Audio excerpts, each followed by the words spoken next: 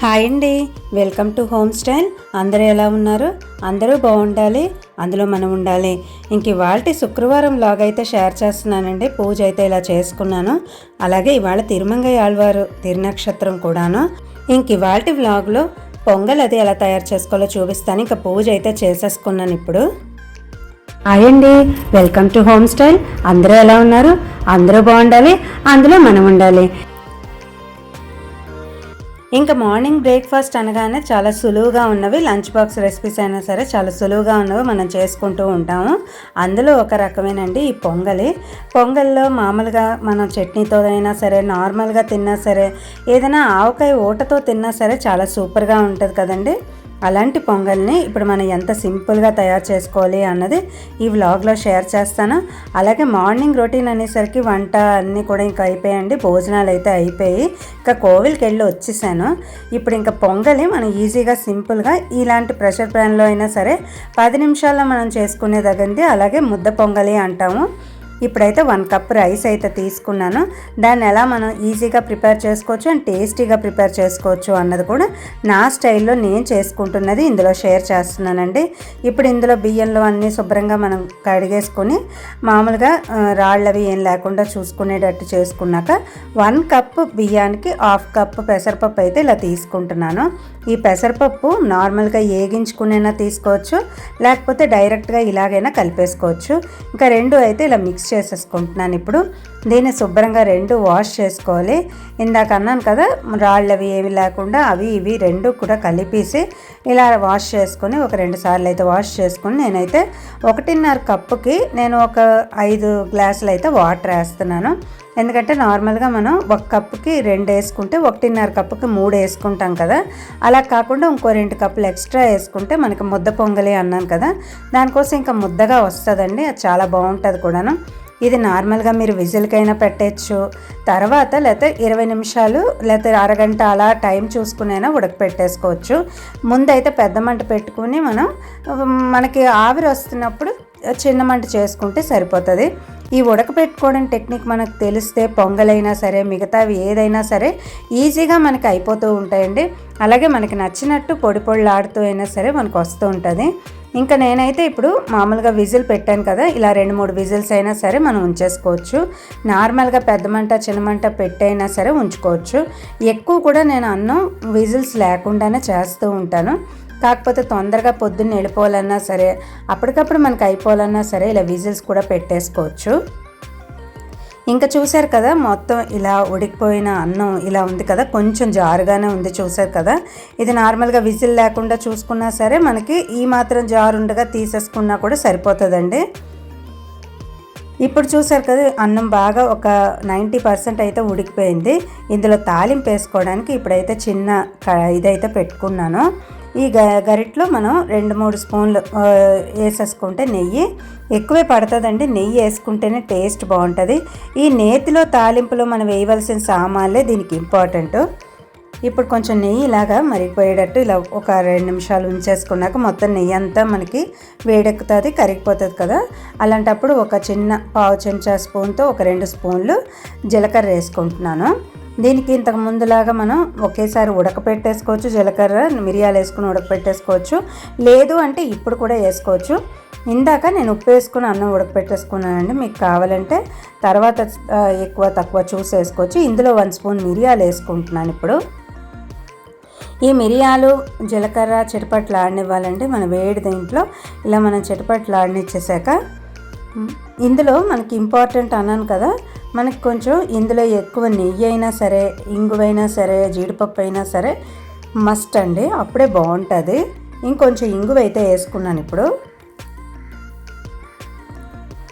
దీన్నే తాలింపు పొంగలి అని కూడా చేసుకున్నప్పుడు మనం కొంచెం ఎండుమిరపకాయలు అలా వేసుకోవచ్చు, అది పొడి పొడిలాడుతూ వస్తుంది. ఇంకా జీడిపప్పు అయితే నా హ్యాండ్ ఫుల్గా వేసాను, అంటే మనకి చేతికి గుప్పెడు అంటాం కదా, అలా వేసుకున్నాను. జీడిపప్పు అయినా సరే నెయ్యి అయినా సరే ఎక్కువ వేసుకుంటే కూడా బాగుంటుంది. ఇందులోనే కొంచెం పసుపు వేసుకుంటున్నానండి. ఇది కలర్కైనా సరే ఫ్లేవర్కైనా సరే చాలా బాగుంటుంది. ఇప్పుడు ఈ తాలింపు అంతా బాగా ఏగనివ్వాలండి. జీడిపప్పు, మనం వేసుకున్న మిరియాలు, జీలకర్ర, ఇంగువ, ఈ పసుపు అన్నీ కూడా సమానంగా మనం ఈ నేతిలో ఫ్రై చేసుకుంటే, ఇందులో ఆవు నెయ్యి వేసుకున్న చాలా సూపర్గా ఉంటుంది. ఆవు నెయ్యి ఫ్లేవర్ కూడా బాగుంటుందని నాకు అనిపిస్తూ ఉంటుందండి. అలాగే ఫ్యాట్ కంటెంట్ తక్కువ ఉంటుంది.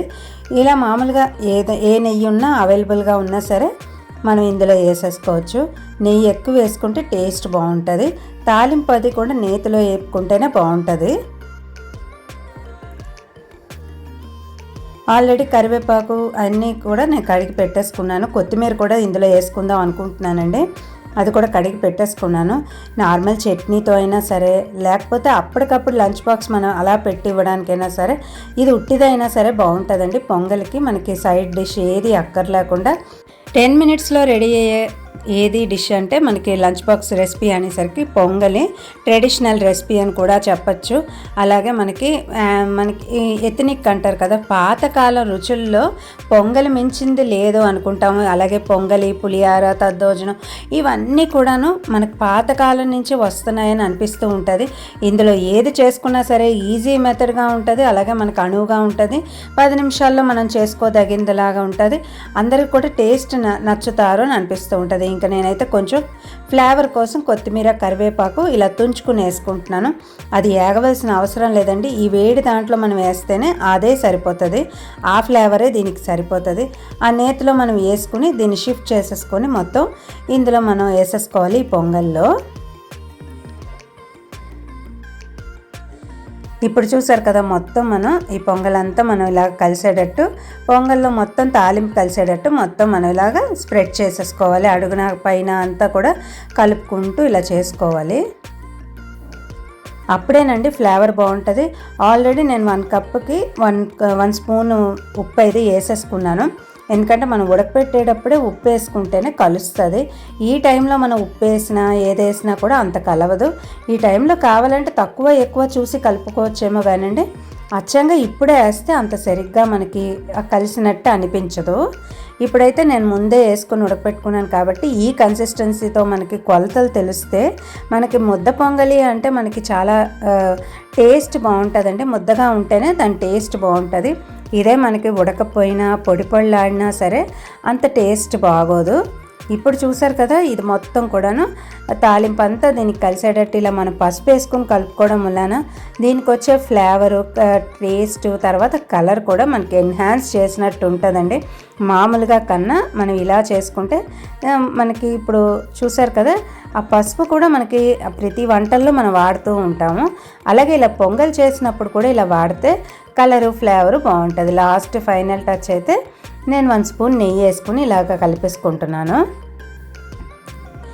చెప్పాను కదండి, నెయ్యి ఎంత యాడ్ చేసుకున్నా సరే ఇందులో మనకి కలిసిపోతూ ఉంటుంది. పైకి వేసినా కూడా మనకి తెలీదు.